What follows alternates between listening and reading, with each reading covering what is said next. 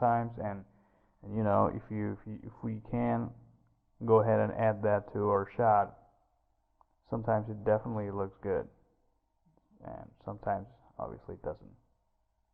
But that's a different story.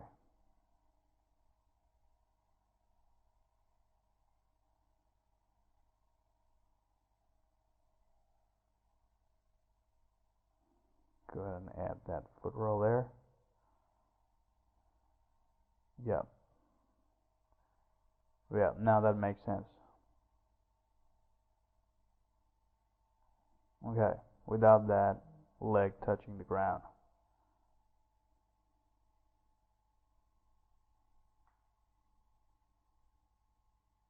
And we'll go ahead and shift some of the timing here.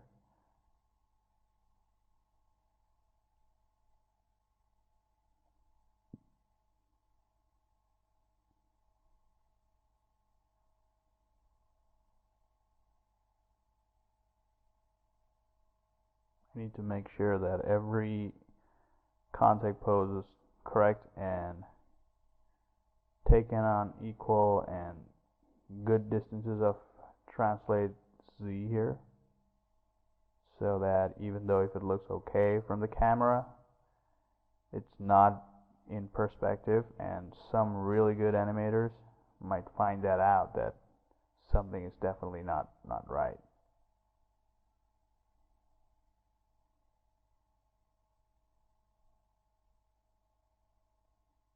So as much as you can, 360 work is really important. This shot might be used in games or might be used in VFX feature films. If it is in games, then you obviously have to look at it from 360 angle.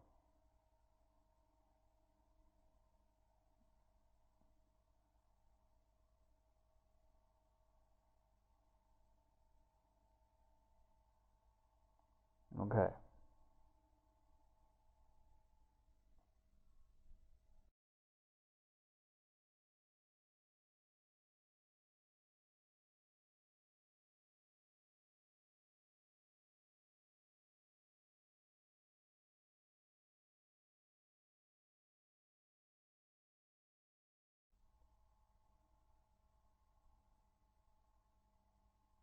The right leg translate isn't working, so let me go ahead and delete this key here.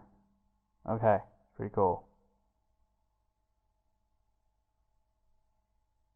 Alright, that seems to be working. I think there's a knee pop right there. I'm gonna make sure that doesn't happen later on. Right now I'm just gonna go here and just smooth out the part that we worked on right now.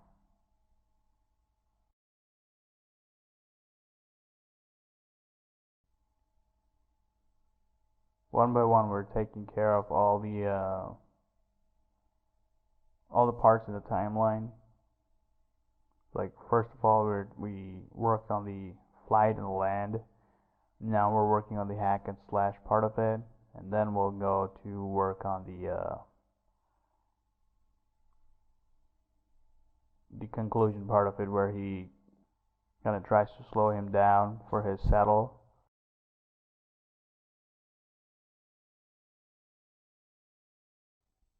Okay, let's take a look at the play blast until now. Okay, looks like we're quite close to getting the flight motion correct with the timing and everything. Some of the things still need to be changed, which I will on my way. I have to fix these slow motion floaty issues that are there in the jumps. The landing of each leg should be like a solid impact to the ground. It should feel as if it's a heavy mechanism. So playing it a number of times will give me, more clues as to what needs to be changed. But I must say, definitely a lot has changed since,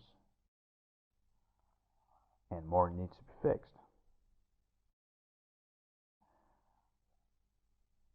Let me just scrub through this and check if I need to change some here.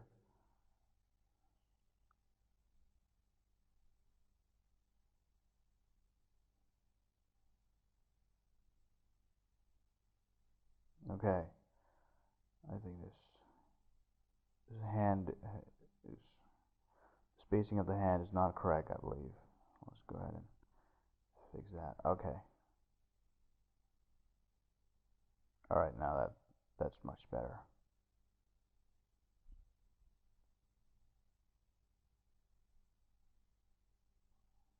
Put his hand up a little bit.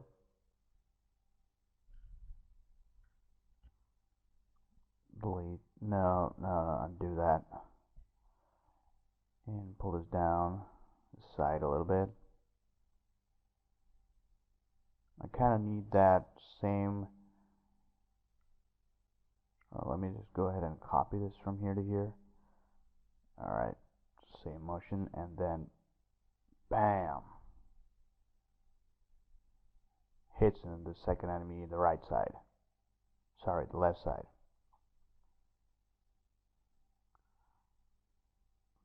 Pulling the leg, the knee controls a little bit. Actually, the rotation for the leg also moves the knee.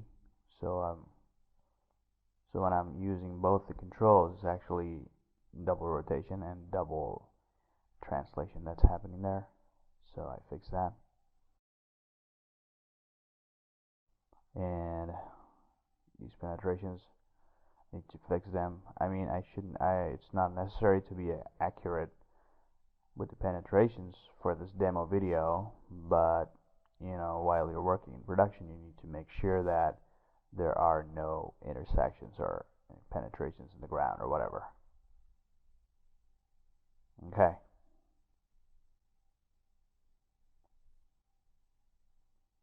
Now I need to make sure this part looks okay. The hack and slash part.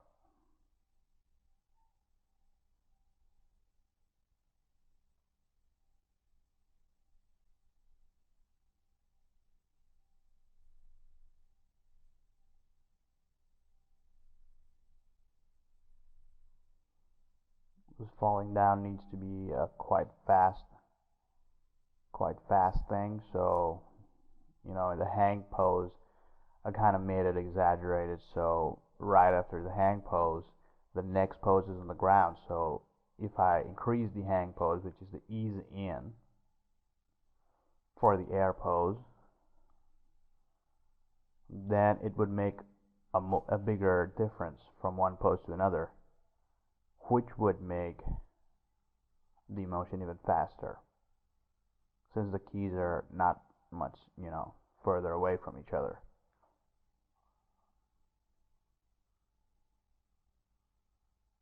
Okay.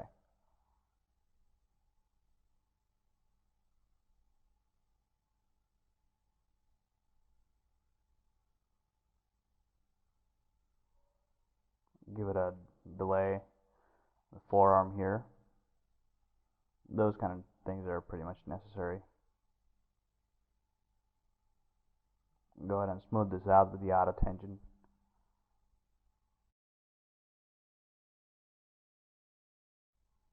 Alright.